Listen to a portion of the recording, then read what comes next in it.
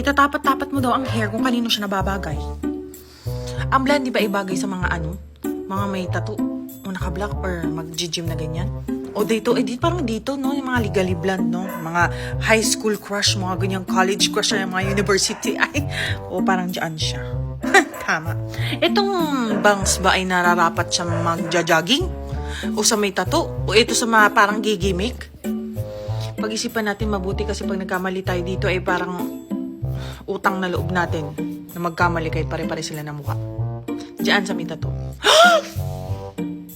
Tama! Okay. Itong nakariband. Ikaw ay magji-gym lang. Ikaw ba ay magpaplansya pa ng buhok? Ay parang common sense naman ay gagamitin dapat natin dito. Ikaw ay gigimik. Doon ka magpaplansya ng buhok. Ano? Kaya natin dito sa gigimik. Ayaw na siya, may. So itong magja-jogging ang nagplansya ng buhok? Ay parang hindi naman totoo yun. Parang hindi naman sinungaling.